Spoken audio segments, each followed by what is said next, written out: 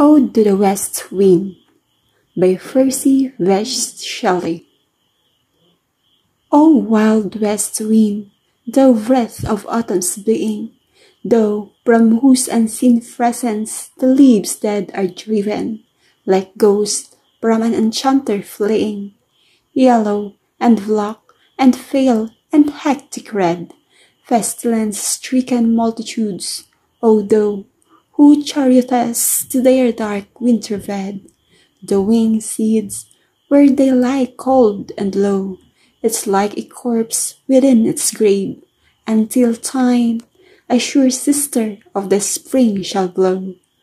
her clarion o'er the dreaming earth, and feel, driving sweet buds like flax to feed and air, with living hues and odours, flame and heal, while the spirit, which art moving everywhere, destroyer and preserver, hear, O hear. Thou on whose stream, mid the steep sky's commotion, loose clouds like earth's decaying leaves are shed, shook from the tangled boughs of heaven and ocean. Angels of rain and lightning, there spread on the blue surface of thine air surge, like the bright hair uplifted from the head of some fierce maniac, even from the dim verge of the horizons to the zenith's height, the locks of approaching storm, though dirge of the dying year, to which this closing night will be the dome of a vast sepulchre, bolted with all thy congregated might of vapors, from whose solid atmosphere black rain and fire and hail will burst, O hear. Thou who didst waken from his summer dreams the blue Mediterranean where he lay, lulled by the coil of his crystalline streams, beside a famous isles in bays bay, and saw and sleeve old palaces and towers quivering within the waves' intenser day, all overgrown with azure, moss, and flowers, so sweet the sense faints featuring them, though for those whose fat the Atlantic's level flowers cleave themselves into chasm, while far below the sea blooms and the oozy woods which wear the cephals foliage of the ocean know thy voice, and suddenly grow grey with fear, and tremble and swell themselves, O hear. If I were a dead leaf, thou mightest veer, if I were a swift colt to fly with thee, a wave to pant beneath thy power, and shake the impulse of thy strength, only less free than thou, O uncontrollable.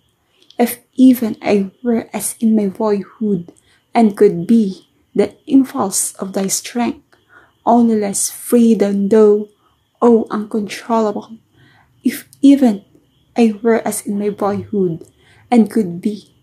as tasked with thee and frayer in my sore need, O lift me as a wave, a leaf, a cloud, I fall upon the torrents of light.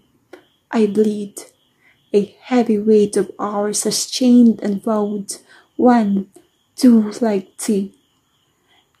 tameless and sweet and proud. May me thy lyre even as the forest is, what if my leaves are falling like its own,